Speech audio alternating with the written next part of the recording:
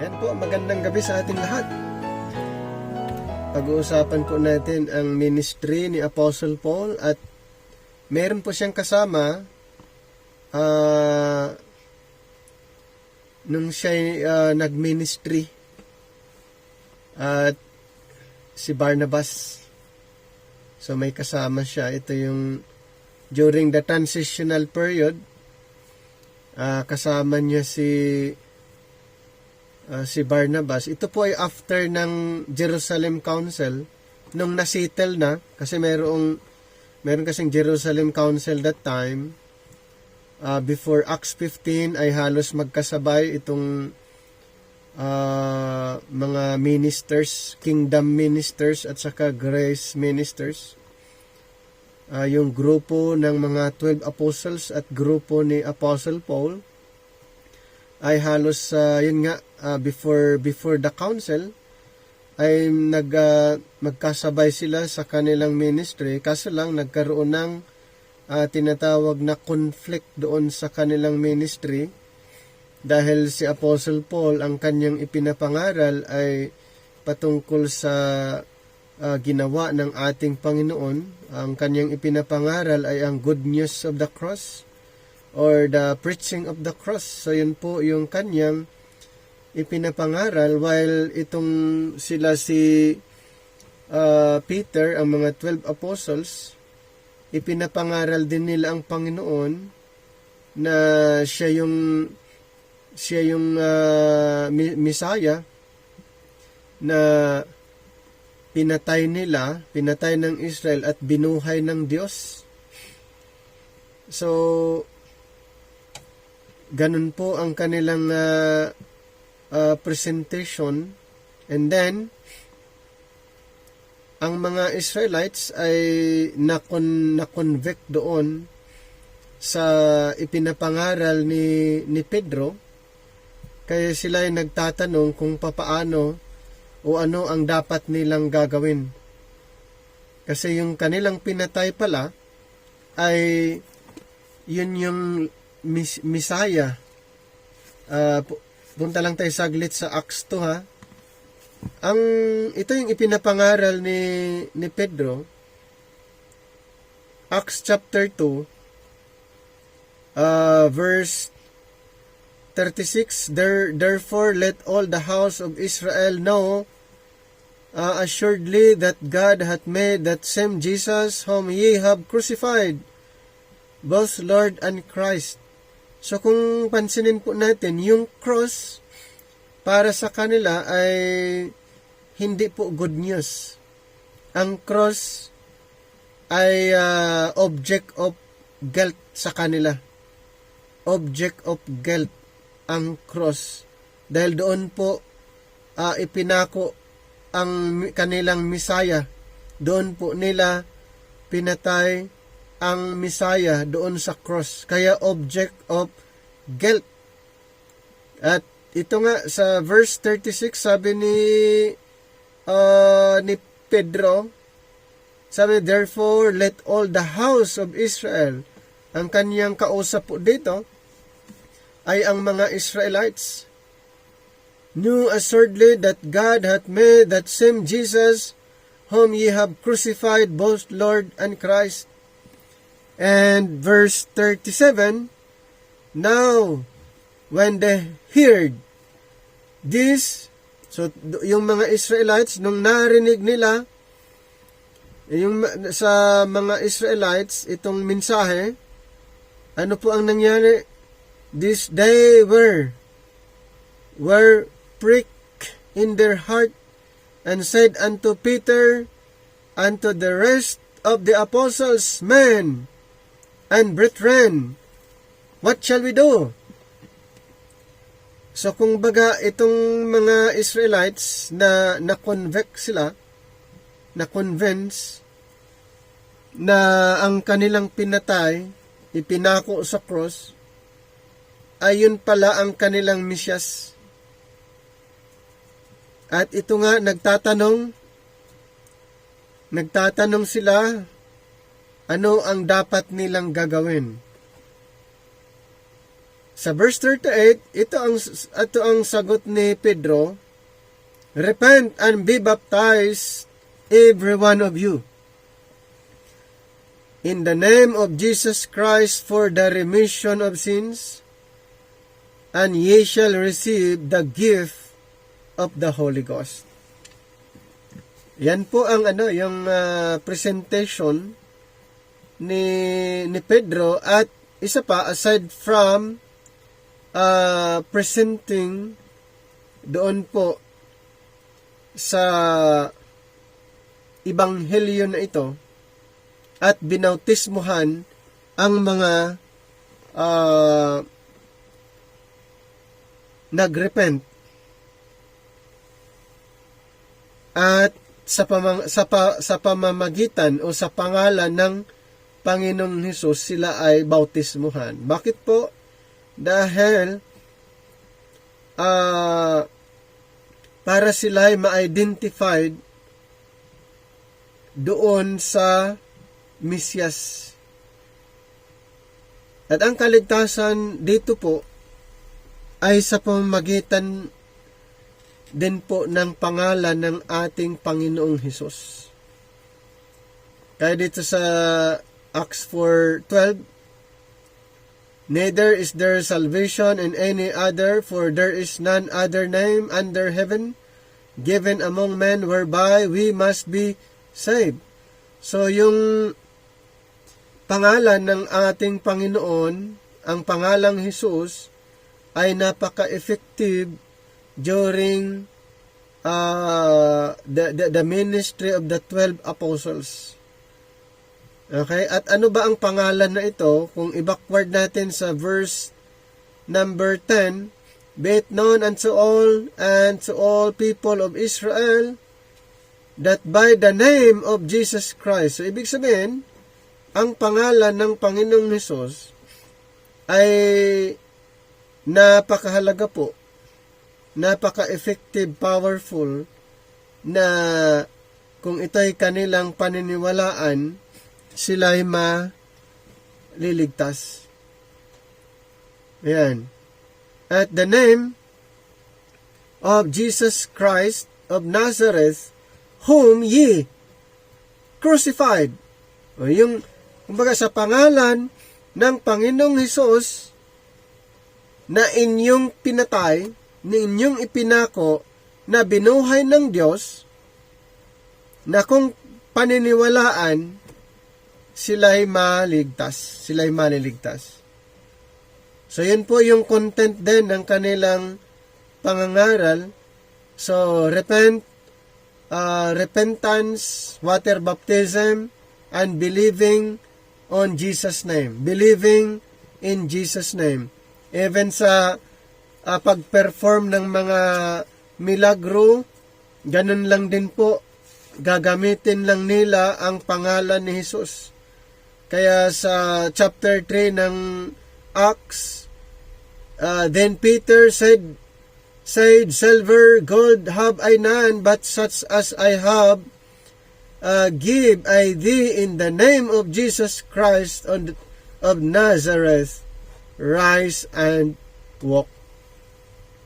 So ginagamit din nila to perform miracles ang pangalan ng Panginoong Hesus during the apostolic ministry, or during the ministry of the 12 apostles. So, nung nagministry nagministry si Apostle Paul, ay hindi katulad ng kanilang ministry. Hindi katulad ng ministry ng mga 12 apostol. Ang ipinapangaral ni Pablo ay ang cross. So ang cross para kay Apostol Pablo, ang cross ay object of glory. So yun yung doon. Object of glory, unlike doon sa mga apostles ay guilt kay Apostle Paul, glory. So, hindi magkaiba. Kaya dito sa 1 Corinthians chapter 1, verse 18, 1 Corinthians 1:18, for the preaching of the cross is to them that perish foolishness, but unto us which are saved, it is the power of God. Yun yung presentation ni Apostle Paul. He was proclaiming the good news of the cross, the preaching of the cross, na para sa mga dosing apostol at even sa mga Israelites, ang cross ay curse para sa kanila. Ang cross ay curse. Ayon sa Galatians chapter number 3 verse 10 to 13. Number 10, for as many as are of the works of the law are under the curse. For it is written, cursed is everyone that continueth not in all things which are written in the book of the law to do them. 11, but that no man is justified by the law in the sight of God, it is evident, for the just shall live by faith. And the law is not of faith, but the man that doeth them shall live in them. Number 13, Christ hath redeemed us from the curse of the law, being made a curse for us, for it is written, cursed is everyone that hangeth on a tree.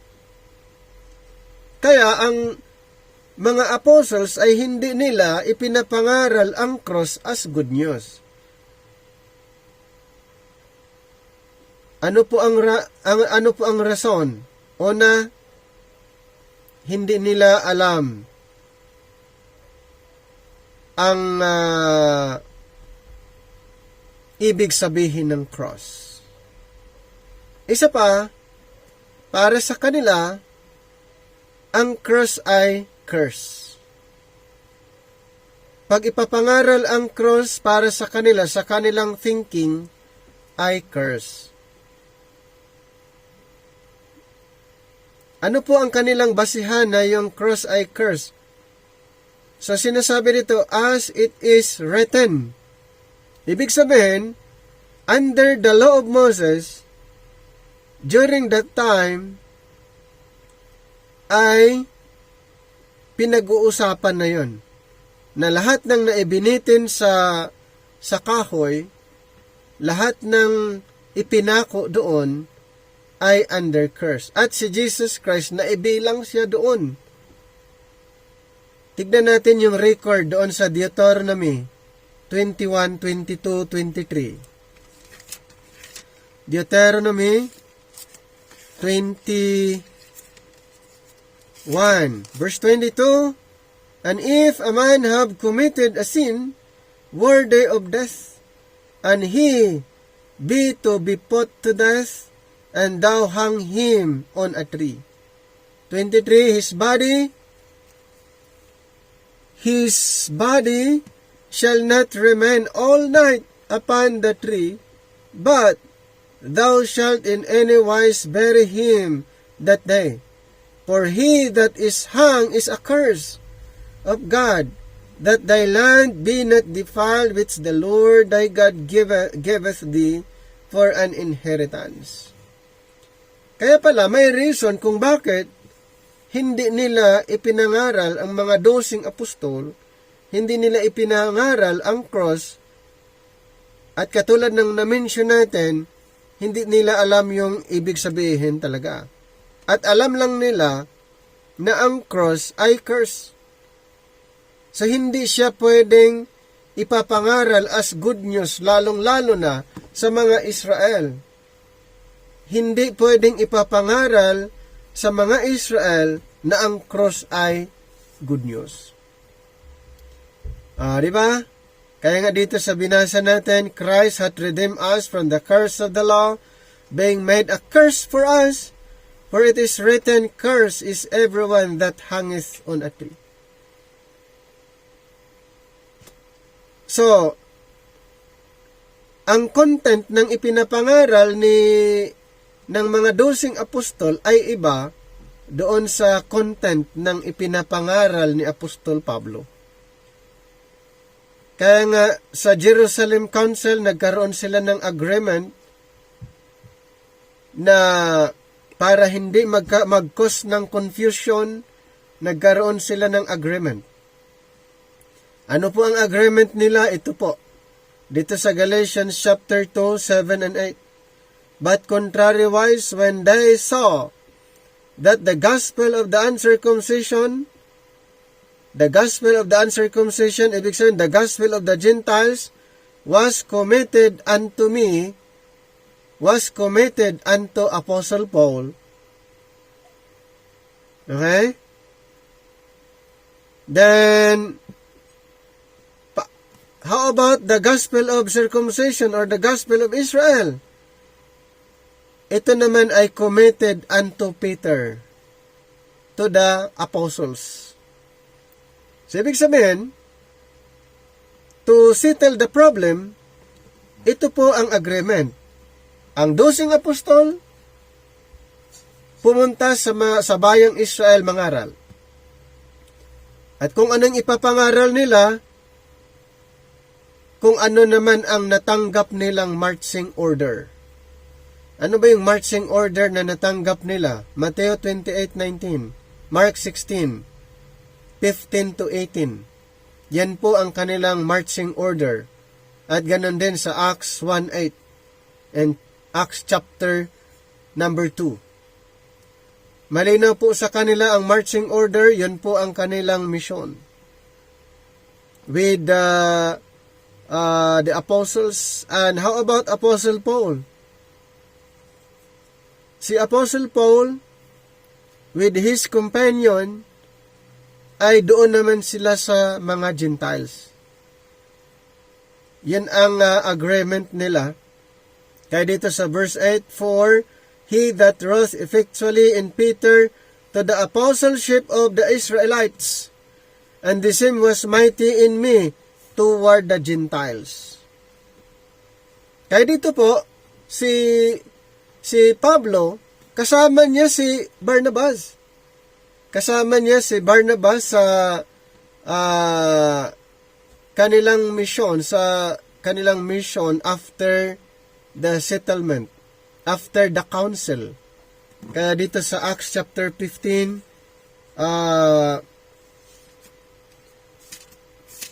yun yung sila'y nag-mission. Yan, dito sa Acts 15, kaya dito sa 35, Paul also and Barnabas continued in Antioch teaching and preaching the word of the Lord with many others also. And some days after, Paul said unto Barnabas, Let us go again and visit our brethren in every city where we have preached the word of the Lord, and see how they do. And then verse 37, And Barnabas determined to take with them John Mark, whose surname was John Mark. So, ulitin ko po, sa ministry ni Apostle Paul after the Jerusalem Council, ay kasama nga niya si Barnabas at mayroon pang iba later on. So we must notice here how Barnabas had stood firmly with Paul against the innovations of Judaizers. Kaya nga dito sa Acts 15 verse 2 says, Acts 15:2 says, When therefore Paul and Barnabas had no small dissension and disputation with them, they determined that Paul and Barnabas and certain other of them should go up to Jerusalem unto the apostles and elders about this question. Kasi yun po yung mayroong mga tinatawag problem, mga disputation na kailangan. Kaya yun yung plano, punta sa Jerusalem at sama-sama mga apostles para magkaliwanagan, magkaroon ng council. Yun po ang ang talagang purpose kung bakit sila pumunta doon. So at the Jerusalem Council, there was much disputing. Yes, marami po. For there rose up certain of the sect of the Pharisees. Tandaan po natin marami pong mga religious sect that time. Okay, pero ang present po dito sa Jerusalem Council, yung mga Pharisees. May mga Pharisees at yung iba pa, pero maraming sekta po noon. Maraming mga religious sect. Kumbaga, divided din sila ng iba't ibang sekta. Kaya mayroong Pariseo, mayroong Sadduceo or the Sadducees, mayroong mga Hellenist, mayroong mga Nicolaitans, mga Herodians, yung mga religious sect that time.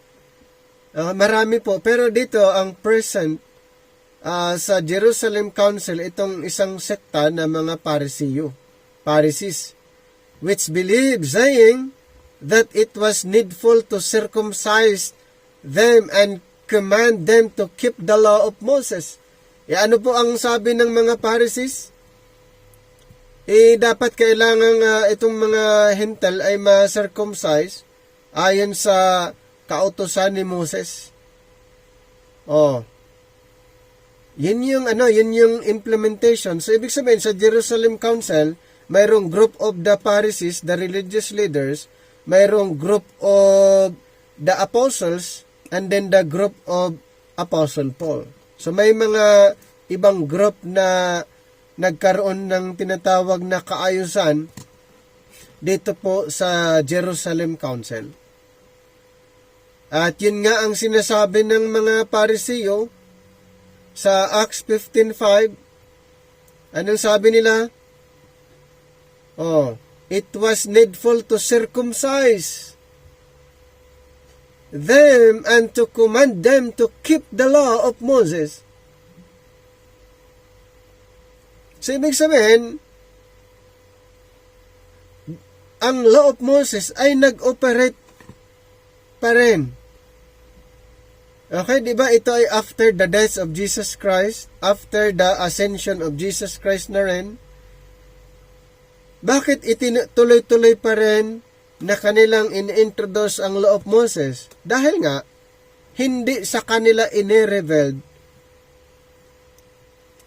na ang law of Moses ay na-abolish na.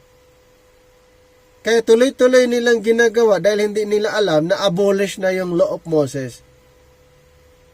Doon lang po ine-revealed ng ating Panginoon kay Apostle Paul na yung law of Moses, yung batas na sinusunod nila, ay abolish na. Kaya nga, hindi pwede na ang mga Gentiles ay mag-observe doon sa mga batas na yon dahil unang-una, hindi sila part ng law of Moses. Okay? At alam ni Apostol Pablo na yung law of Moses ay hindi yun kasama. Hindi yun part sa ministry na natanggap ni Apostol Pablo. At ang alam niya, dahil inirebuild ng Panginoon, alam niya na ang law of Moses ay na-abolish na. Dito sa tayo sa Romans, sa Ephesians chapter 2, 14 to 15. Verse 14, For he is our peace, who hath made both one, and hath broken down the middle wall of partition between us, having abolished in his flesh the enmity, even the law of commandments contained in ordinances, for to make in himself of twain one new man, so making peace. So, ang law of Moses, ang mga mga ordinances, commandments ay na-abolish na. Pero sa Jerusalem Council ay ipinaglalaban ng mga Parisiyo na dapat mag-observe ang mga hintel mag-observe din sa law of Moses. O para sila'y maligtas. So, ganun ang yung sitwasyon. Okay? Kaya ni-required ng mga Pharisees. At dito sa Acts 15:6, and the apostles and elders, so may mga mga elders came together for to consider of his matter.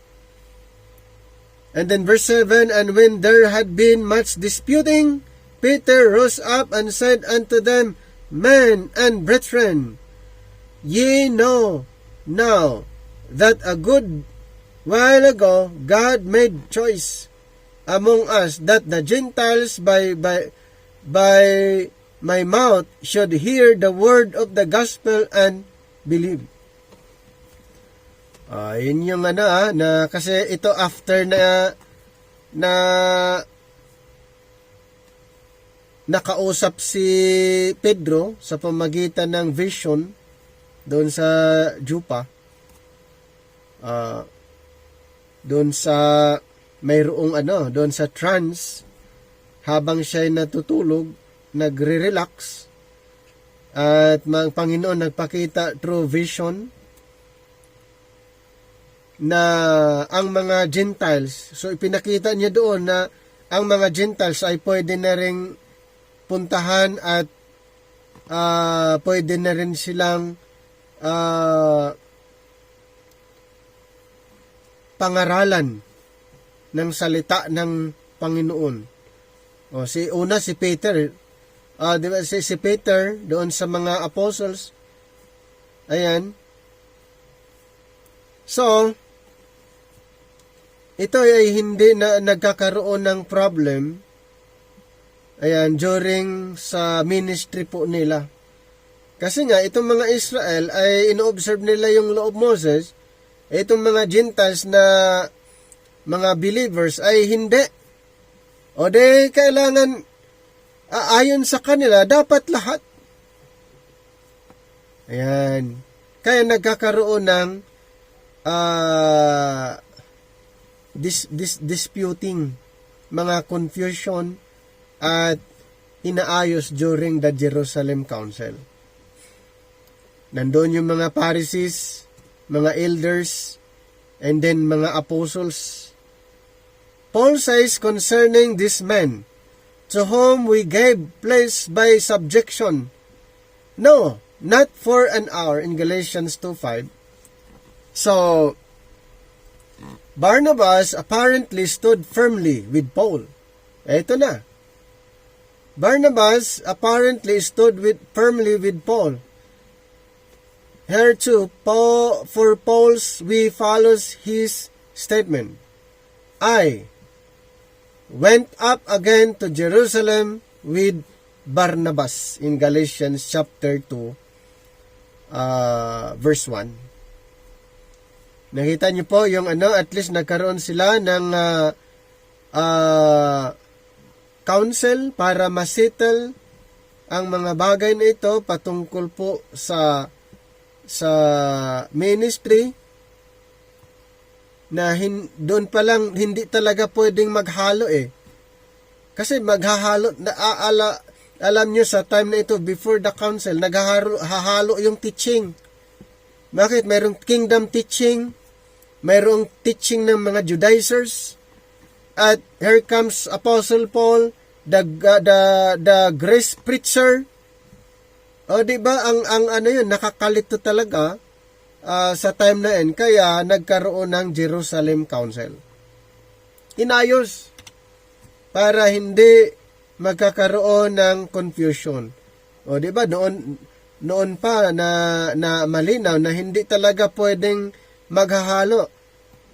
Confusion. Kaya nga nagkaroon ng council. mayroong mga Judaizers teaching, mayroong kingdom teachers, mayroong grace preachers, teachers. That time, nagkaroon ng problem. Yung mga audience ay hindi na alam kung papaano, alin ba dito ang dapat masunod. Confusion.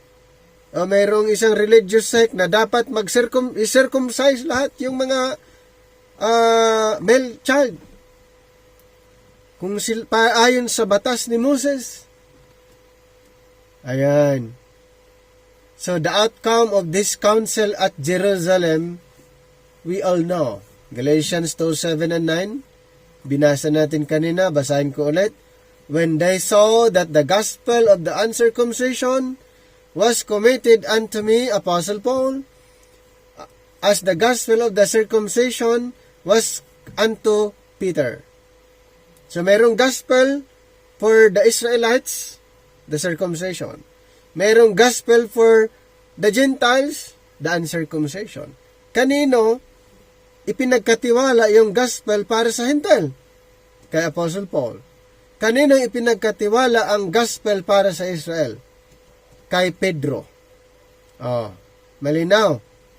Parehas ba ang content? Hindi. Hindi po parehas ang nilalaman ng kanilang presentation. Okay? Si Apostle Paul, ipinapangaral niya ang kanyang gospel is the good news of the cross. Ang pangaral naman ni Pedro ay repentance and water baptism and believing in Jesus' name para sila'y maligtas. So they gave unto me and Barnabas and right hands of fellowship. Si Barnabas, actually, hindi naman talaga ito kasama ni Pablo. Kingdom preacher yan . Pero sa puntong ito, pumanig siya kay Pablo at tinanggap ni Pablo at nakasama niya sa kanyang journey for a while. Hindi naman sa lahat ng journey dahil naghiwalay lang din sila. Pero ang point dito ay ito si Barnabas, tumulong siya, sumama kay Pablo sa kanyang ministry. So they gave unto me and Barnabas and the right hands of fellowship, and once for all it was decided, yes, under the guidance of the Holy Spirit. So, yun po ay sa guidance din ng Espiritu. That the Gentiles were to go on under the teachings of Paul and were not to be bound by circumcision and law. Yan po. Hindi dapat sundin yung ini-introduce ng mga Parisiyo na dapat ang mga Gentiles ay mag-undergo ng circumcision ayon sa law of Moses. Hindi nga sila part doon, pero yun ang ini-implement ng mga Judaizers, mga religious group. Ang alam nila na after the ascension of our Lord Jesus Christ, sa pagkakaalam ng mga Judaizers, ay ang law of Moses ay nag-operate. Pero ayon na lang sa kanilang tradisyon. Ayon na lang sa kanilang tradisyon. At yun ay hindi part sa programa, hindi part sa mission ni Apostle Paul na ang mga Gentiles ay mag-undergo ng circumcision ayon sa batas ni Moses. So si Apostol Pablo ay kanyang ipinaliwanag na ang mga believers ngayon, ang mga grace believers are not under the law, but under grace. At inexplain din niya na inabolish ng Panginoon ang mga ordinances, commandments, laws nang si Kristo'y namatay sa cross. Binasa natin sa Ephesians 2:14, 15, and Colossians chapter 2, 14 to 17, and Romans chapter 10, verse 4. Pero ang gusto ng mga religious group that time, kaya nga inayos during the Jerusalem Council, ay itong mga believing Gentiles ay gusto nilang mag-undergo din ng circumcision ayon sa batas ni Moses. At ito naman si Pedro ay inacknowledge din niya yung ministry ni Apostle Paul para sa mga Gentiles dahil siya din ay nakarinig ng boses din ng Panginoon or instruction ng Panginoon na ang mga Gentiles ay pwede ding pangaralan patungkol sa salita ng Panginoon. So, na-recognize ni Peter yun, na-acknowledge ni Peter yun. Kaya during the Jerusalem Council ay naniwala siya. At later on, nasettle yung problem. Nagkaroon ng agreement na ang grupo ni Pablo magturo sa mga Hintel at ang grupo ni Pedro magtuturo naman sila sa mga Israel. No such decisions, of course, was made in regard to the Jewish believers. It is true that the law was done away by the cross, but Israel's relation to the law was not discussed. Hindi na yung pinag-usapan that during the Jerusalem Council, but alam ni Apostle Paul na wala na yon. Wala na yon. Yung law of Moses was done away by the cross. Pero hindi nila alam, no idea, kaya even though after the crucifixion of our Lord Jesus Christ, they were following, observing the law of Moses, and even encouraging the believers to observe the whole law. Kumbaga, ganun pa rin ang kanilang yung desire. At ito nga na nalaman din nila na mga Gentiles ay pwede na rin na pangaralan, ni-require din nila na dapat ang mga Hintel ay mag-observe ng law. Pero ulitin ko po, ang mga Gentiles, yes, pwede silang pangaralan dahil yun po ay open, pero ang kanilang apostol ay si Apostol Pablo. At si Apostol Pablo, hindi niya ipinangaral yun. Yung circumcision sa mga Gentile believers. Ayon sa law of Moses, kundi pinangaral ni Apostle Paul ang tungkol sa law, pero hindi ibig sabihin na yun ay part ng kanyang mission. At sinabi lang niya sa mga Greek believers, you are not under the law but under grace. Years later, when Paul came to Jerusalem again, pumunta ulit siya doon. So, after ng Jerusalem Council, bumalik siya doon sa Jerusalem. So, the leaders there said to him, "Thou seest, brother, how many thousands of Jews there are which believe, and they are all zealous of the law." Acts 21:20. Diba, yun pa rin ang yung bumalik si Apostle Paul sa Jerusalem, ang dami pa rin ng mga Jewish, mga Israelites na talagang ino-observe pa rin nila ang batas, ang law of Moses. But in verse 25, As touching the Gentiles which believe, we have written and concluded that they observe no such thing. Siyempre, hindi nga ang mga Gentiles ay hindi part doon. So, ang mga Israel ay okay lang sa kanila kung sila ay zealous of the law of Moses. Pero ang mga Gentiles ay hindi po. At unang-una, ang wala pong utos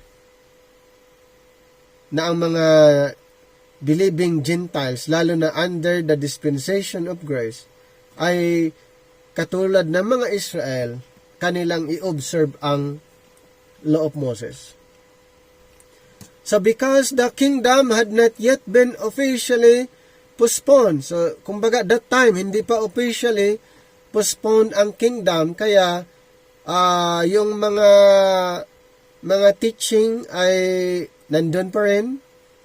Yung law teaching, kingdom teaching, nandun pa rin. So, hindi pa officially postponed ang kingdom program. And God was still dealing with Israel. Kaya nga during the Jerusalem Council, during the transition, ganun po nagkakaroon ng problem, katulad ng binanggit nga natin, kasi nandoon yung mga Judaizers, nagtuturo din sila, nandoon yung mga kingdom preachers, nagtuturo din sila, nandoon yung mga grace preachers, nagtuturo din, kaya nagkakaroon ng kalituhan, kaya nabuo ang council, pag-usapan na lang, para masettle ang problem,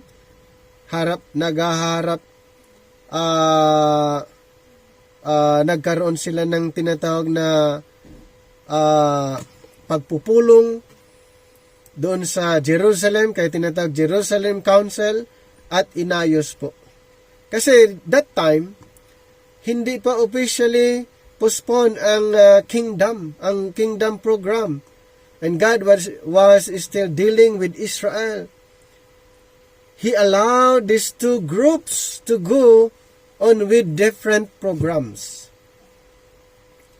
But while outwardly separate, it was already becoming clear that they were one in Christ.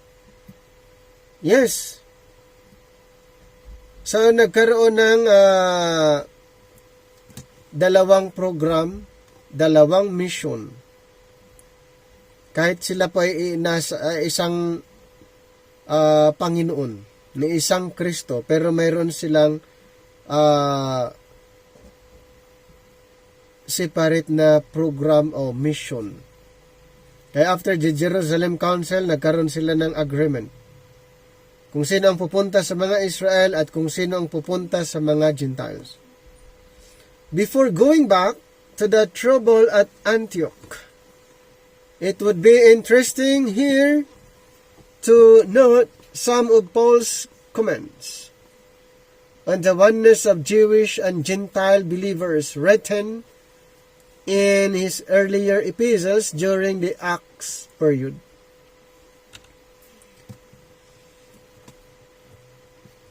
In Romans chapter 12 verse 5, dito po na-mention yung tinatawag na one body in Christ.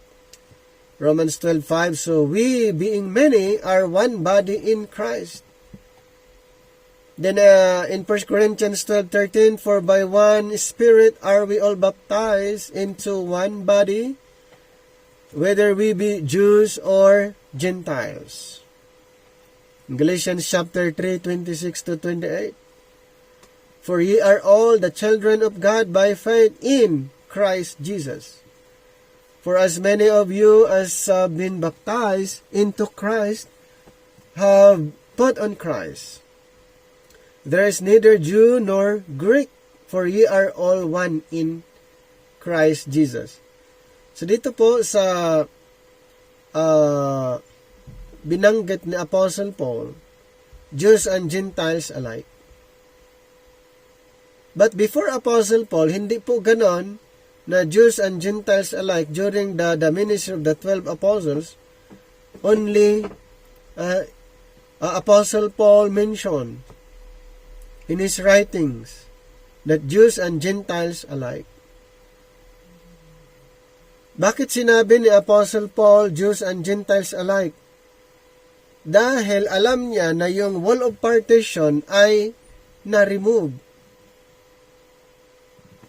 Ephesians chapter number 2,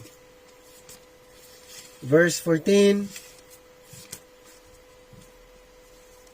Ephesians chapter 2, verse 14 and 15. For he is our peace, who has made both one, and hath broken down the middle wall of partition between us. Ano pong nangyari? Yung wall of partition ay inabolish. Yung wall of partition ay na-remove. Ano pong nangyari doon sa dalawang group? Na under the time past, Jews and Gentiles were separated. But now, under the time of grace program, Jews and Gentiles alike. Dahil po, nung namatay ang ating Panginoon, the wall of partition was removed. Ito po, sa verse 15, having abolished in his flesh the enmity, even the law of commandments contained in ordinances, for to make in himself of twain one new man, so making peace. Inalis po yung wall of partition at yung dalawang group na magkahiwalay under the time past ay ginawang one group. Kaya may tinatawag one body in Christ composed of Jews and Gentiles na naniniwala po sa gospel of the grace of God. And dito sa Galatians 3:26 to 28, for ye are all in the children of God by faith in Christ Jesus. For as many of you as have been baptized into Christ have put on Christ. There is neither Jew nor Greek nor Greek, for ye are all one in Christ Jesus. So nakita niyo po kung anong dahilan kung bakit pinag-isa ang dalawang group. Inalis ang wall of partition na nag-divide sa dalawang group under the time past. Kaya under this present program, Jews and Gentiles alike. Sa mga believers, tinatawag na one body. One body of Christ, composed of Jews and Gentiles. So compare this with what we find in Ephesians 2, written after the close of Acts. Diba, sa na-mention natin sa Ephesians 2:14, for he is our peace, who has made both one, and hath broken down the middle wall of partition between us, that he might reconcile both unto God in one body by the cross. It is not plain that Paul's ministry in the book of Acts tells the story of the breaking down of the middle wall of partition. Is it not plain that the oneness of Jewish and Gentile believers in Christ was already being demonstrated before Acts 28, while God was in the process of setting Israel aside as a nation? Sa study of Acts 15, we'll show that Peter had no small part in swaying the council at Jerusalem toward the recognition of the Gentiles, or of Gentiles believers. He had shown how God had put no difference between us and them, purifying their hearts by faith in Acts chapter 15 verse 9. He had even added, but we believe that through the grace of the Lord Jesus Christ, we, Jews, shall be saved even as they, Gentiles. According to Acts 15 verse 9. So as the leaders of the 12 extended the right hand of fellowship to Paul and Barnabas, it became evident that the Jewish believers could now have fellowship with Gentile believers. So, dito po yan po yung sa Jerusalem Council nga, doon po diniscuss ang mga ito, na ang mga believers, mga believing Jews, believing Gentiles, magkaroon ng fellowship. Yan, kaso lang yung mga religious leaders naman, ay mayroon silang mga ni-required na dapat gagawin ng mga Gentile believers. Peter had seen this very clearly and had come to rejoice in it. For before that certain came from James, he did eat with the Gentiles in Galatians 2:12. Tignan natin, Galatians chapter 2, verse 12. For before that certain came from James, he did eat with the Gentiles, but when they were come, he withdrew and separated himself, unfearing them which were of the circumcision. Pero nakakaroon pa rin ng doubt, nakihalubilo, and then later on, lumayo. Nung nakita ng mga Israel, baka makita ng mga Israelites na parating, siya ay lumayo doon sa mga Gentiles. Pero sumama sila. Si Pedro sumama doon sa mga Gentiles, and then later on ay natakot baka makita ng mga Israelites na siya ay kasama ng mga Gentiles. Dali agad-agad siyang lumayo.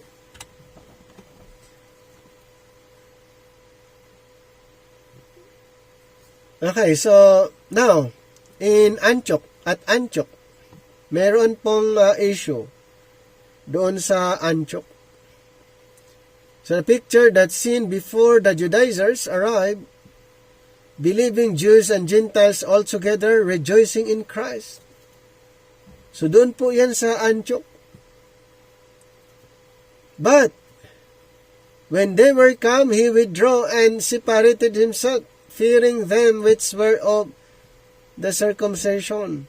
Ibig sabihin, doon nga sa Antioch, doon sa na-mention natin, ay may mga yung pagsasama. Yung mga Gentiles at saka yung mga Jewish.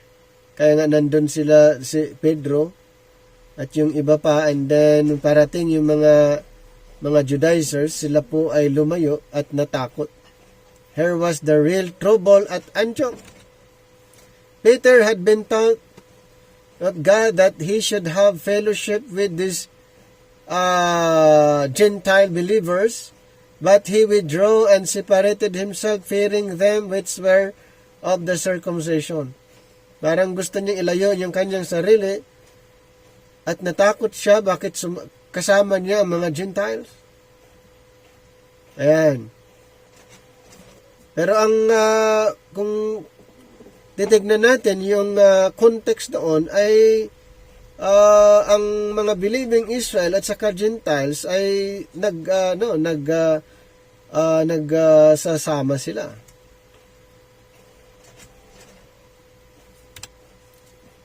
And see the results. In Galatians 2:13, and the other Jews dissembled likewise with him, insomuch that Barnabas also was carried away with their dissimulation. Even Barnabas, the great spiritual Barnabas who had fought with Paul again and again against the innovations of Judaism. Ito si Barnabas nga, kasama ni Apostle Paul, at talagang yung defender. Yan. Kahit ano yung mga ginagawa ng mga Judaizers, ito si isa sa mga lumalaban when it comes of sa mga defense. Ito si Barnabas. And then po natin, si Barnabas ay Ito po ay talagang isa din siya sa mga preachers din under the Kingdom Program. At siya po ay nakasama ni Apostle Paul sa kanyang journey. At isang purpose doon ay para labanan itong mga innovation ng mga Judaism. Now, he is carried away with the throng, yet all of them know they are wrong. So the word of God says, they walk not uprightly. They walk not uprightly. So they were guilty of dissimulation, hypocrisy, and Peter had started it all. So it is easy to see what would have happened if Paul had not spoken out. See what had already happened? It was no longer a question of endeavoring to keep the unity of the Spirit. So the unity of the Spirit had been broken.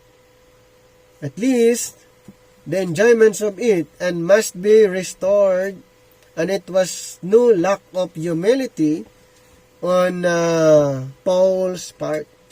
When he withstood Peter to his face and rebuked him before them all. This was the only right and honest thing to do. And it was necessary since the whole assembly had been affected by Peter's action. Though the results of Paul's rebuke may not have appeared immediately, it was nevertheless a lesson to them and to us as to the importance of keeping the unity of the Spirit. Now, how about the church today? As we consider the story again, we think of the church today and serious thoughts fill our minds. So the church of our day, even fundamental Protestantism, is disintegrating. It is falling to pieces. So kung titignan natin yung sa sitwasyon mga church in our times, i-compare noon, mayroon pong gano'n na mga nangyayari. So about in our time, meron ba? Yes. Hindi po nagkakaroon ng unity. It is falling to pieces. God says, there is one body. Yet, ano pang nangyari? Kahit sa anong lugar ay nagkakaroon ng hindi pagkakaunawaan. O mayroon pong ilang denomination approximately. Meron pong 100 denominations or more than.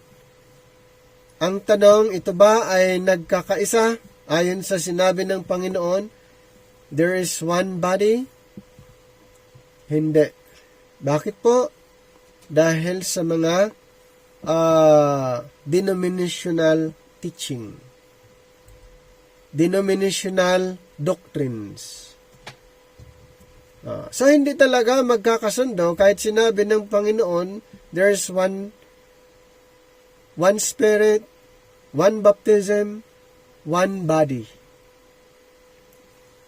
Sa time ni Apostle Paul, ganun po may mga hindi pagkakaunawaan. What should our attitude be in the midst of this situation? When we speak out, some remind us of Ephesians 4:2 and 3.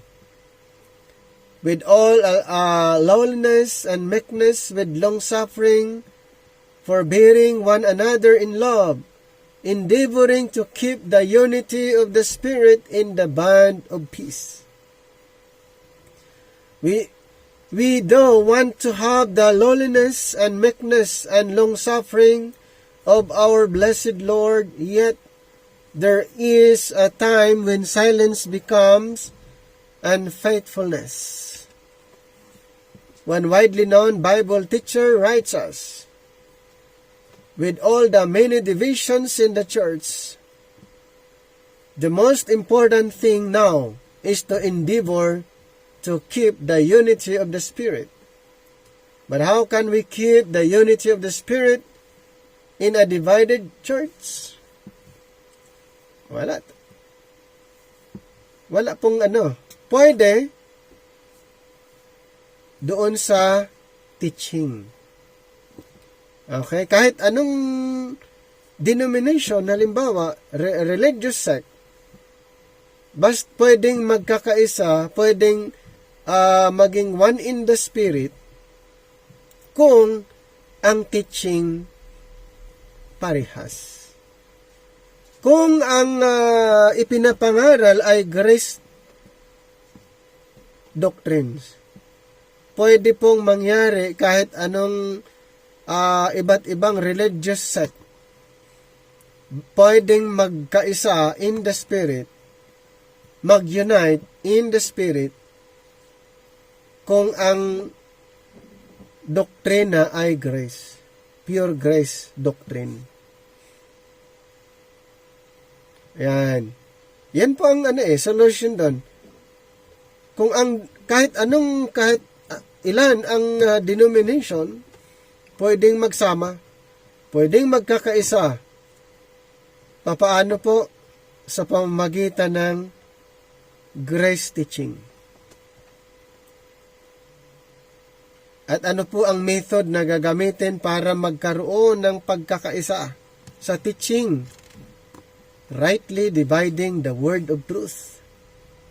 Right division. Yun po ang susi. Kaya this is the trouble. The unity of the Spirit had already been broken. Kaya that time, during the time of Apostle Paul, his ministry, ay yun po ang nagiging issue. One after another, believers have withdrawn and separated themselves from other believers as sincere as they. Great spiritual men like Peter have started it, and great spiritual men like Barnabas have been carried away with it. Nevertheless, it is wrong. Yes. Ganun po yung nangyayari. Maraming mga basehan from the scripture regarding dito po. Ito yung mga tinatawag na great spiritual men like Barnabas. And then great spiritual men like Peter. Pero ano pong nangyari? Ganon. Hindi nagkakasundo. Dahil mayroon pong dahilan. Ayan. Many of our fundamentalist leaders are actually opposing the great truth that by one Spirit are we all baptized into one body. 1 Corinthians 12:13. So, for by one Spirit are we all baptized into one body. That's Spirit baptism. So, in our present time, in our present dispensation, meron po tayong isang bautismo. Ano po yan? Yun po yung Spirit baptism. The Holy Spirit baptizing us into Christ. We are identified in Christ's death, burial, and resurrection. For by one Spirit are we all baptized into one body. For while they continue to practice water baptism, they ostracize and disfellowship those who believe that the one baptism of 1 Corinthians 12:13 and Ephesians 4:5, one baptism. So kung one baptism, bakit dinagdag ang water baptism? Na-mention na nga na mayroong one baptism, that yung spirit baptism. So pag idagdag yung water baptism, this fellowship na po yun. Wala nang fellowship. Bakit? May idinagdag pa. Sinabi na nga na for by one Spirit are we all baptized into one body, and that baptism done by the Holy Spirit. Hindi po yan sa pamagitan ng mga preachers. So, yan po ang isang dahilan kung bakit hindi nagkakaisa ang group of denomination or religious sect, dahil may mga ipinapangaral na hindi tukma doon sa kapanahunan. Ay sinabi na mayroong one baptism, idinagdag yung water baptism. Mayroon pa bang fellowship doon? Wala.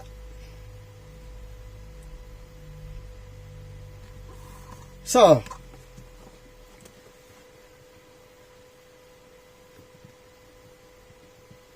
in Ephesians, in 1 Corinthians 12:13, in Ephesians 4:5 is enough. Yet they will know that water baptism and denominationalism go together. They know, so that the one body and the one baptism go together and form part of God's sevenfold basis for the enjoyment of the unity of the one body, in Ephesians chapter 4, verses 4 to 6.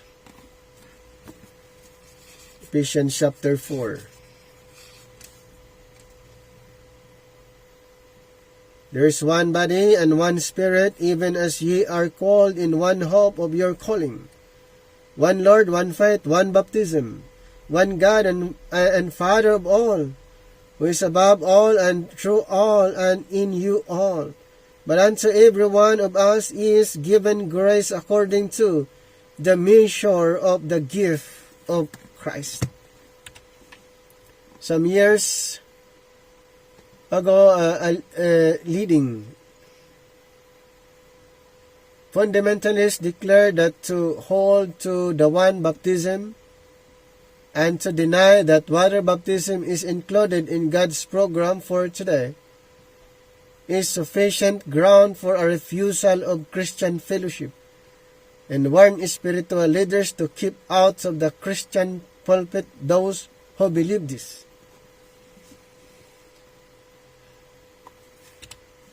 Another prominent fundamentalist, ganun din po, believe, nothing to do with them. So, yun po nga regarding sa baga maraming naniniwala na hindi talaga part ang bautismo sa tubig when it comes of unity. Alam nila yon na in our present time, hindi talaga kasama yon. Noon, during the time of apostles, ay napakahalaga yon. Pero in our present time, ay hindi. At maraming nakakaalam yon kung alam nila yung context doon. As in Paul's day, it is the leaders who are to be blamed during that time. And shall we be silent as more and more withdraw and separate themselves? Surely silence here would not be humility. Silence now will not keep the unity of the Spirit. So the church is disintegrating before our very eyes, while at the same time, the new evangelical ask us to forget our differences and evangelize. Diba? May mga ganun, no? Huwag nang isipin yung mga ganun. Differences, just evangelize. Kailangan pa rin na ang gospel, yes, we are introducing Pero kung may iba po sa gospel, useless lang din kung ang gospel na ipinapangaral ay hindi right gospel. Wala lang din. So, kailangan mai-present ang tamang gospel para magkaroon ng pagkakaisa. So, the dissimulations must cease. We must courageously withstand and rebuke those who say they believe in one body and one baptism and yet deny it by their actions. Yes. So, kailangan natin na mag-stand, sabihin, ito yung dapat. So, hindi lang basta-bastang naniniwala pero walang action. Sinasabing may one body, one baptism pero dinideny naman. Ito yung time na kailangan nating i-share ang gospel of grace. Lahat, kahit sa mga believers, lahat, habang hindi na natutunan, hindi na pag-aralan ang gospel of grace, ay wala pong pagkakaisa talaga sa mga believers. Ang susi lang po talaga, once na kanilang i-recognize na si Apostle Paul, ang apostol natin, kanilang ma-recognize na ang Panginoon may panibagong programa na Jews and Gentiles alike. At kung ma-recognize nila na ang Panginoon mayroong bagong programa, bagong teaching, kapamaraanan, na kanyang ipinagkatiwala kay Apostol Pablo at doon po sa kanya malalaman ang mga instruction para sa atin ngayon, magkakasama na lahat. Okay? Kaya kailangan natin na mayroon tayong may stand, sabihin natin, ituro natin, hindi tayo natatakot. Bakit? Ito po yung kailangan We must withstand and rebuke them even though their names be Barnabas and Peter.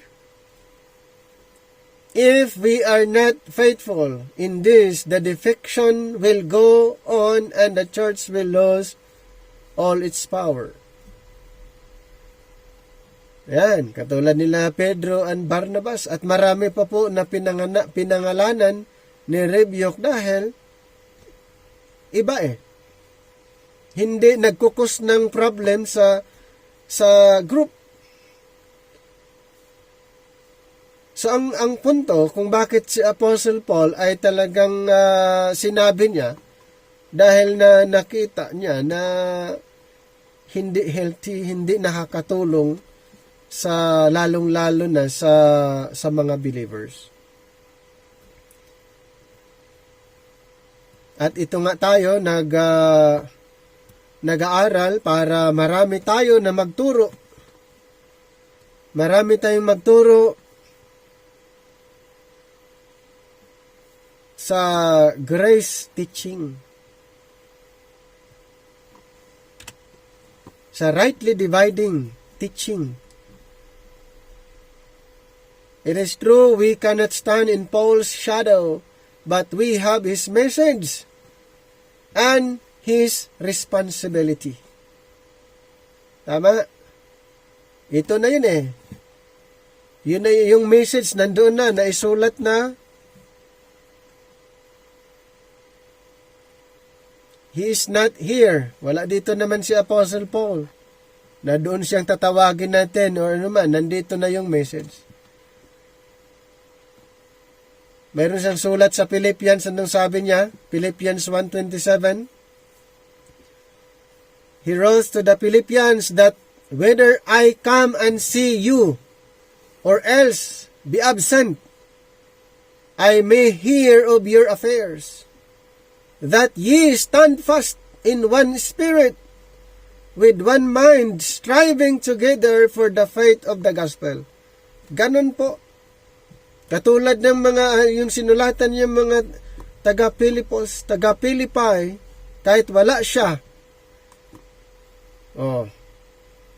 nandun siya o wala siya, ang importante po, yung gospel.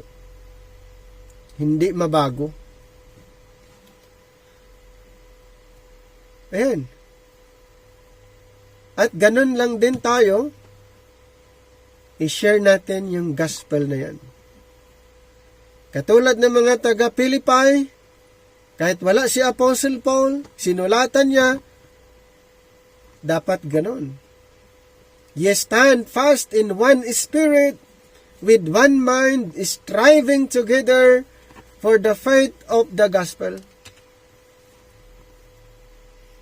Then may God drive us again to our knees and to our Bibles. Meron tayong ito nga, meron tayong Bible. Kaya nga pinag-aaralan natin paano gamitin ang Bible.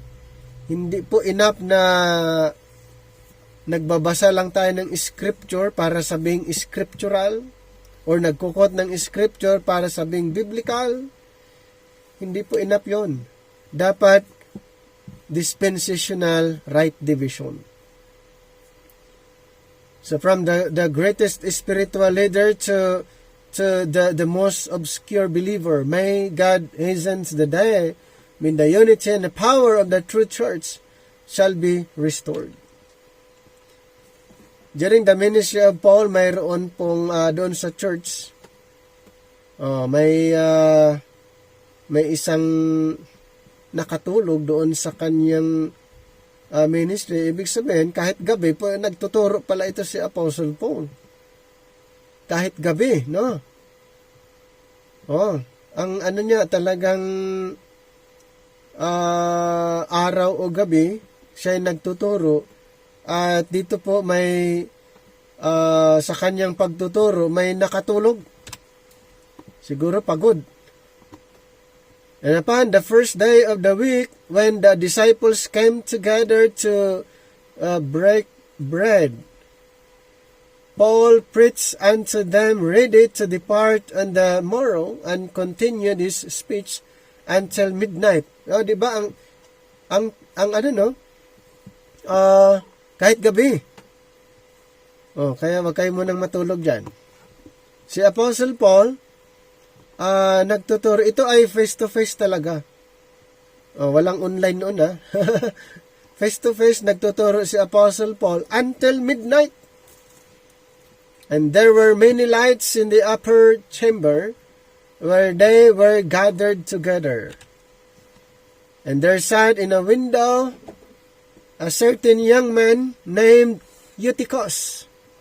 Ayun yung pangalan. And being fallen into a deep sleep, and as Paul was long preaching, mahaba yung preaching ni Pablo, nakatulog ito si Eutychus.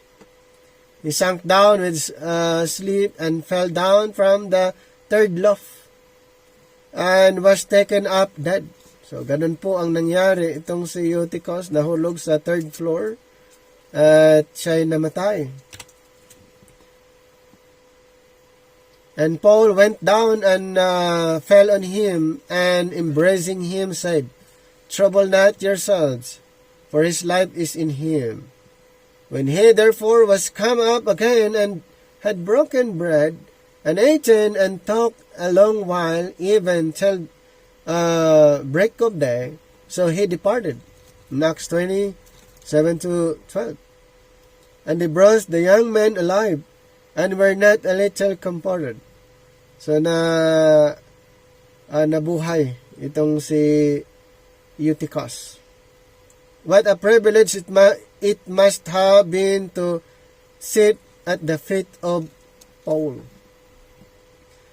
Wow, that time during the transitional period. So ang kung titignan natin yung scenario, si Apostle Paul ay nagtuturo siya day and night. Ito nga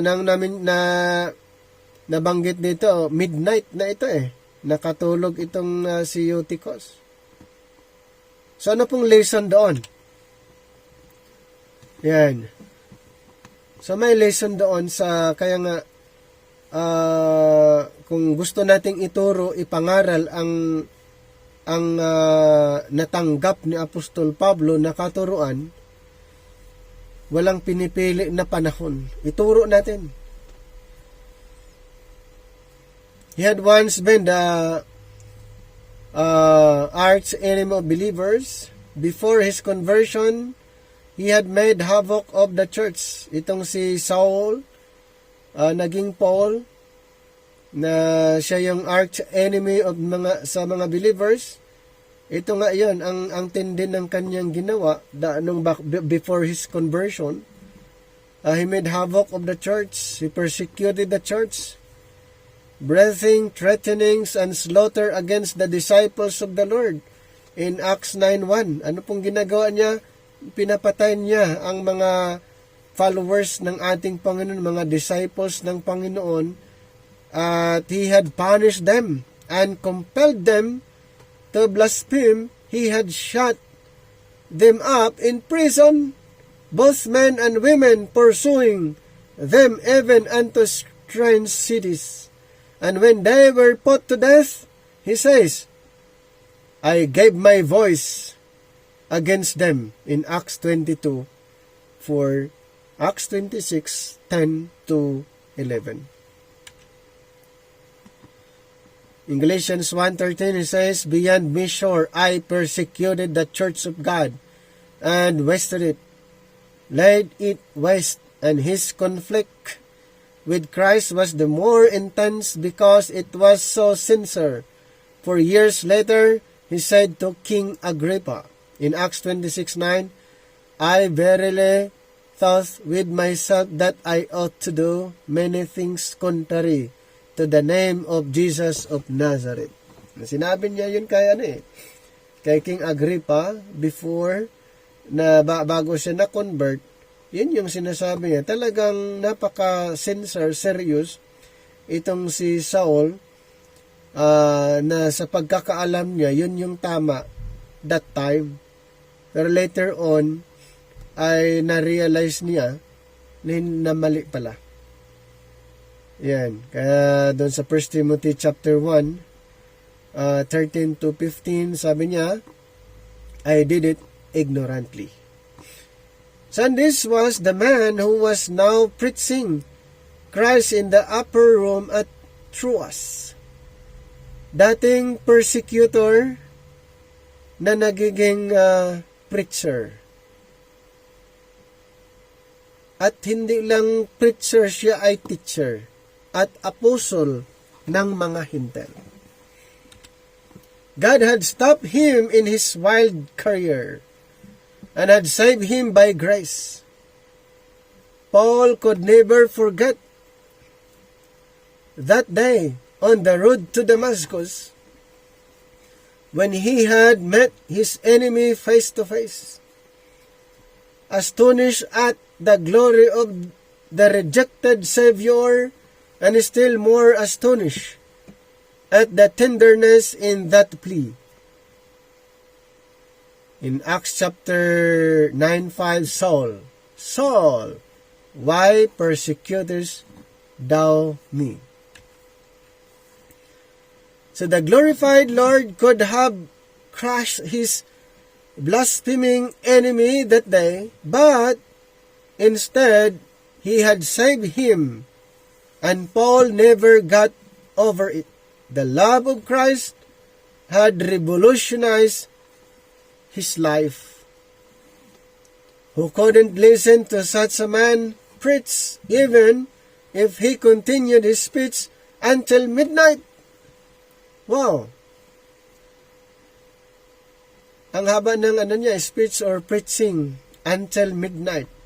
And who in any congregation could even become drowsy as Paul told them of the love of God and explained how God had saved him, the chief of sinners. So, in-explain niya lahat yon. Paano siya na-convert, lahat-lahat. Meron man until midnight. And show forth all long-suffering for a pattern to those who should thereafter turned to Christ for salvation. Apostle Paul was saved by God's grace. Tinaguri ang chief of sinners. Siya yung pinaka-chief ng mga makasalanan. So pag na-convert yung chief, ayun, sigurado na yung iba din ay pwedeng ma-convert. At siya yung pattern to those who should thereafter turn to Christ for salvation. Sa mga maniniwala, and yet, someone did fall asleep in that audience, someone named Eutychus. Of course, he was a young man, perhaps. He had been working hard that day. Pwede. Baka marami siyang ginagawa, kaya midnight, nakatulog siya. Nung while Apostle Paul speaking regarding dun sa kanyang conversion, paano? So besides, there were many lights in the place of meeting and probably a good-sized crowd, for this young man sat in a window. All this might tend to make one's eyes heavy. It is hardly probable that Eutychus meant to allow himself to fall assuredly asleep, or doubtless he fell asleep at first and then merely indulged in a little dozing, but the fact remains that it was not long before he had fallen into a deep sleep, and as Paul was long preaching, he sank down with a sleep, and the results were not amusing, for losing his balance, he fell from his position in the window, sailed to the ground 3 floors below, and was taken up dead. Ano bang ibig sabihin ng Eutychus? Ang salitang Eutychus meaning fortunate.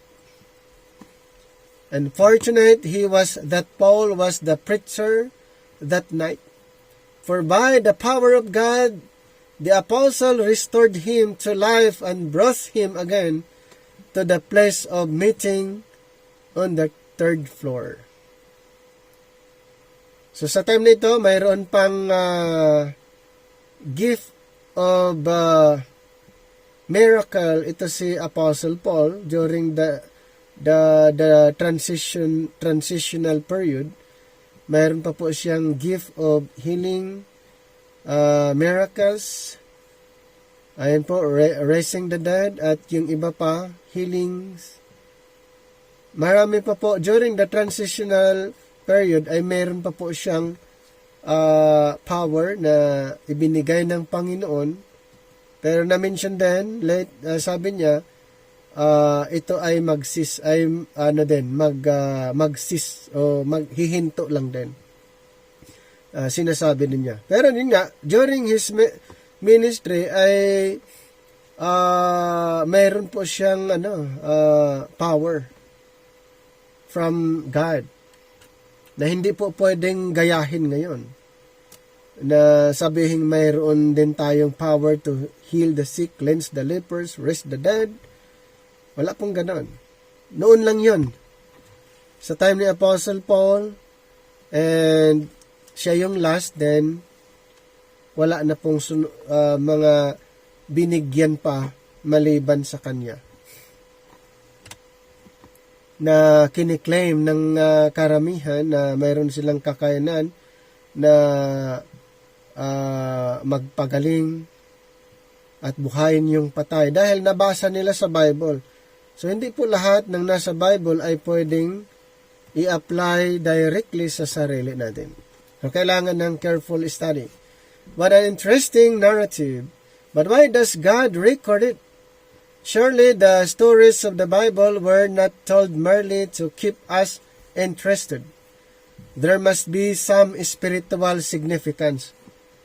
Kung bakit na-record yon na detalyadong kwento, patungkol doon. So mayroon po yung tinatawag na spiritual significance.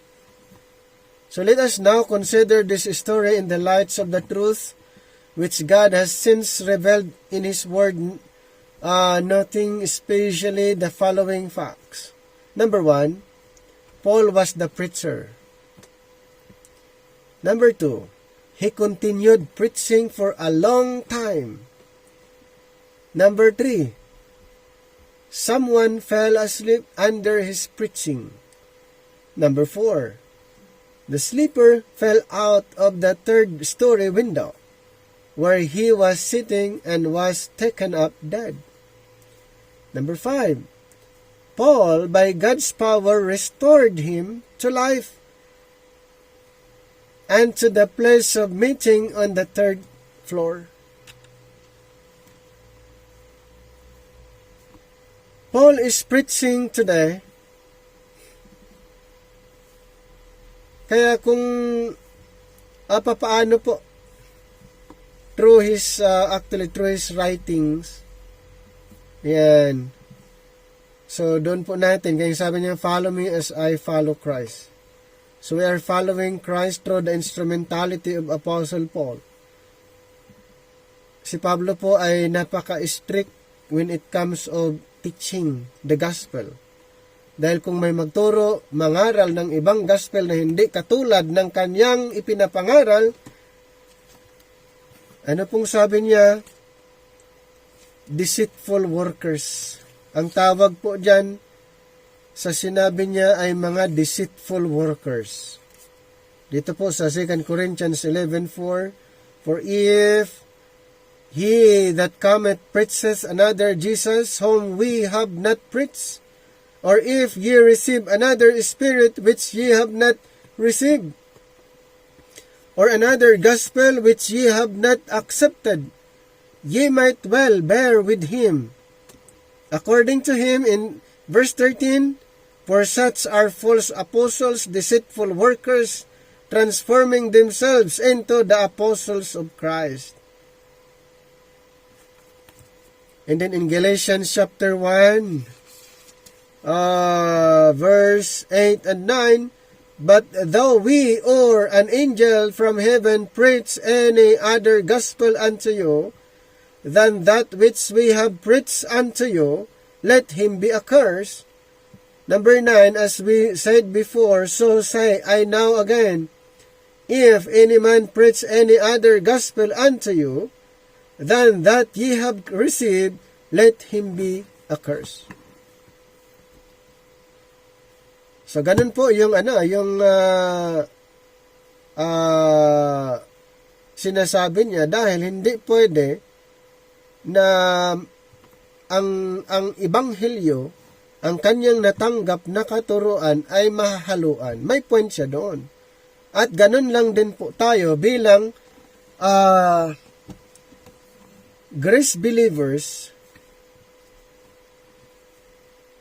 na ang gospel na dapat ipapangaral natin ay yung gospel na ipinapangaral ni Apostle Paul. Kaya sabi niya, follow me. So hindi pwede mag-preach ng ibang gospel. Hindi pwede magturo ng ibang katuruan. Kaya dito po sa Luke 12, balikan lang natin saglit itong sa mga apostles. Luke 24:47, our Lord had sent the 12 out after His resurrection, telling them that repentance and remission of sins should be preached in His name among all nations, beginning at Jerusalem. They had begun at Jerusalem, crying to the men of Israel, repent and be baptized, every one of you, in the name of Jesus Christ for the remission of sins. Tandaan po natin, before the revelation of the mystery, ang gospel po na kanilang ipinapangaral under the kingdom program, the gospel of Jesus Christ. The gospel of Jesus Christ. Acts 2:38. Then, shortly after Pentecost, Peter had said to them, ye are the children of the prophets, and according to Acts 3:25-26, and of the covenant which God made with our fathers, saying unto Abraham, and in thy seed shall all the kindreds of the earth be blessed. And unto you first God, having raised up his Son Jesus, sent him to bless you in turning away every one of you from his iniquities. It was clear from Peter's words, as well as from the scriptures already written, that it was God's revealed purpose to bless the nations through Israel as the seed of Abraham. Prior the revelation of the mystery,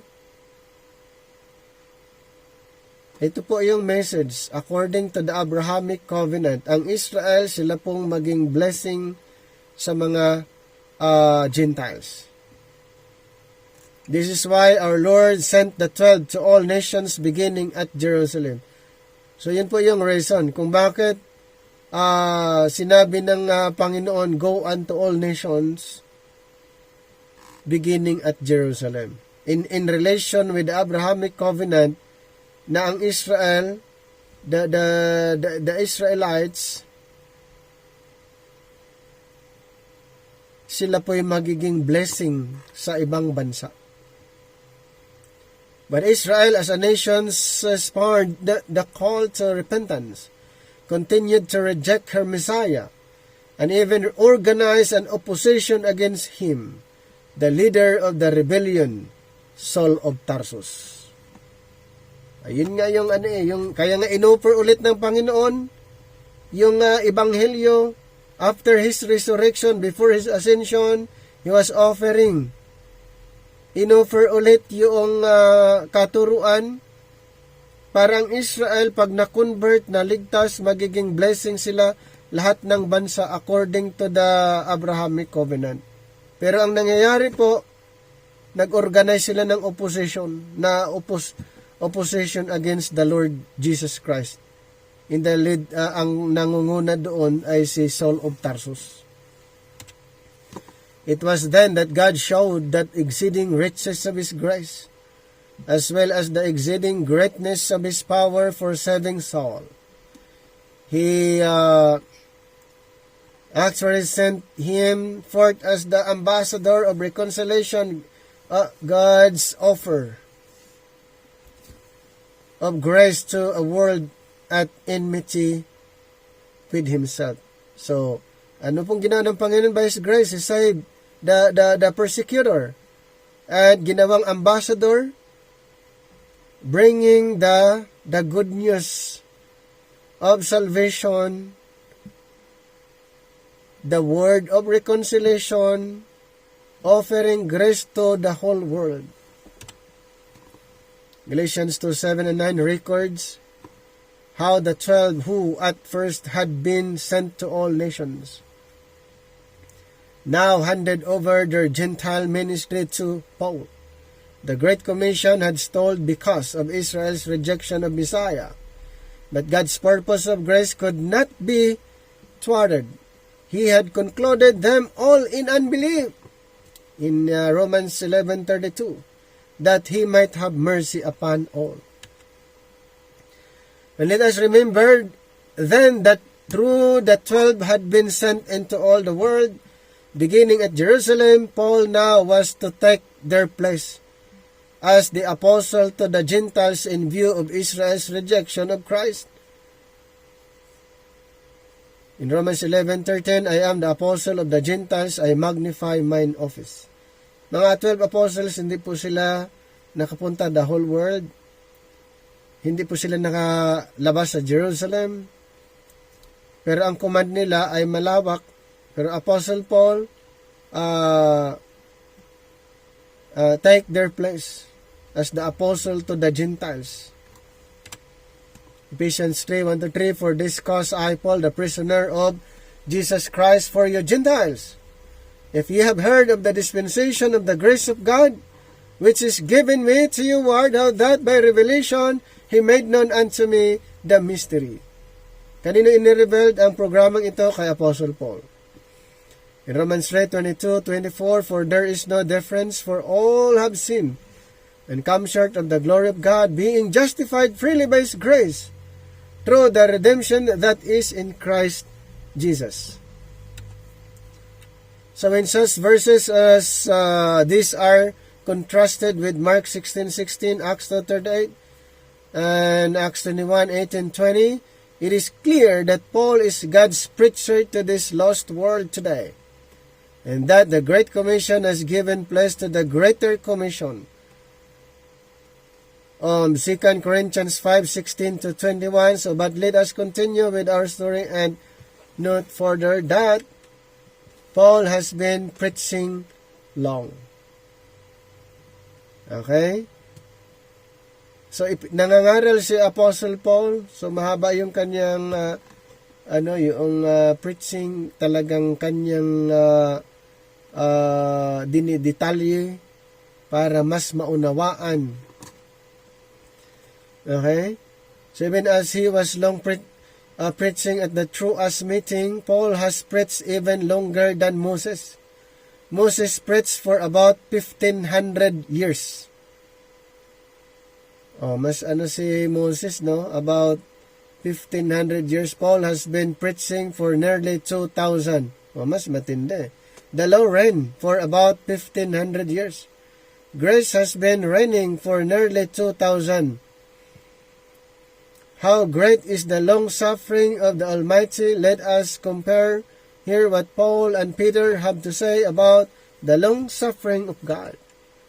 In 1 Timothy 1:16, howbeit for this cause I obtained mercy, that in me first Jesus Christ might show forth all long-suffering for a pattern to them which should thereafter believe on Him to life everlasting.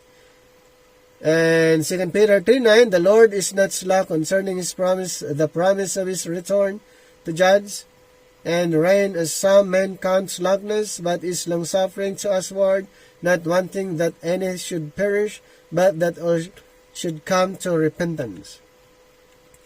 And then chapter 3 verse 15, 2 Peter, and account that the long-suffering of our Lord is salvation, even as our beloved brother Paul also according to the wisdom given unto him hath written unto you. Remember that in Paul first of chiefly God showed forth this, all long-suffering, and then reflect that God is still waiting before He judges this wicked, Christ-rejecting world and sets up His Son as King of Kings and Lord of Lords. Here, number 1, still the day of His wrath has not come. Yung day of wrath, wala pa. Still, the message of grace goes forth. Paul is still preaching, but as Eutychus fell asleep, even under Paul's preaching, so the church fell asleep under Paul's preaching, not all at once. So be sure, but the fact remains that the church lost hold one after another of the glorious truths which are so distinctively Pauline. So the mystery of the body of Christ and its heavenly calling and position, the rapture, the blessed hope of Christ's return for His church, and justification by faith alone. So tandaan po natin, in this present present dispensation, ito po explain na doon sa writings ni Apostle Paul, lahat very clear at simplified, lahat po, kaya madali lang maunawaan. Kaya ulitin ko po, sa ministry ni Apostle Paul ay matindi, marami siyang mga na-encounter na mga challenges sa kanyang ministry, sa kanyang pagtuturo, pero siya po ay kanyang pinanindigan na ang kanyang ipinapangaral ay totoo. Ito ay revealed ng Panginoon, kahit kini-question ang kanyang credibility bilang apostles during his ministry, pero lahat po ay kanyang napanindigan. Okay? So, ulitin ko po, we are under this present dispensation, we're under grace, we are grace believers, preaching the gospel of the grace of God, at sa mga hindi unawa sa gospel na ito, tayo po ang gagamitin na instrumento para maiparating din sa kanila ang message of Christ.